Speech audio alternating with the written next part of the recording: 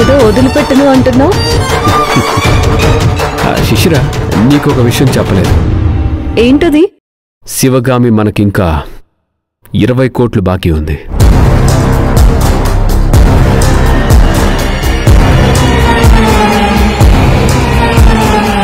But అదెలా?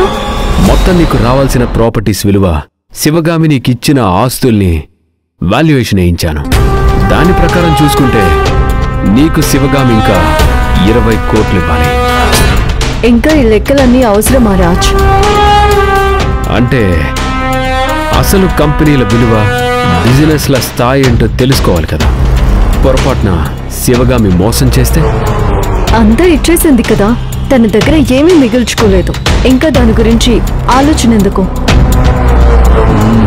అలాని కాదు, అసలు నీకు రావాల్సిన దానికి సరిపోతుందో లేదో చూసుకోవాలిగా. అప్పుడే కదా మన ఆస్తుల విలువ ఎంతనే తెలిసేది. అందుకనే వాల్యుయేషన్ ఇచ్చాను.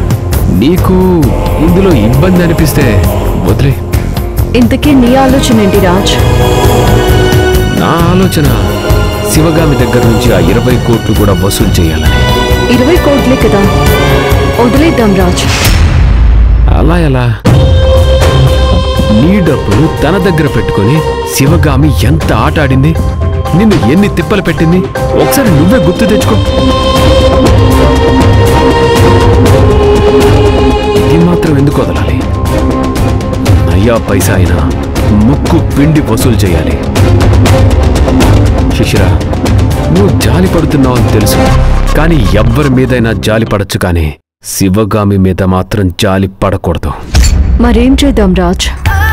ఆ డబ్బులు కూడా వసూలు చేద్దామంటే దానికి తగ్గట్టుగా నేను ప్లాన్ చేస్తా. నీ ఇష్టం రాజ్, నిర్ణయం నువ్వే తీసుకో. ఒక్క మాట కూడా నీకు చెప్పకుండా నేనెలా నిర్ణయం తీసుకున్నాను శిశిర? అవును శిశిర, ముందు నువ్వోకే చెప్తేనే నేను అడుగు ముందుకేస్తాను. కలిసి నిర్ణయాలు తీసుకుంటేనే కదా కుటుంబం అనిపించుకునేది. సరే రాజ్, నీ ఇష్టం. నువ్వే నిర్ణయం తీసుకున్నా నాకేం అభ్యంతరం లేదు.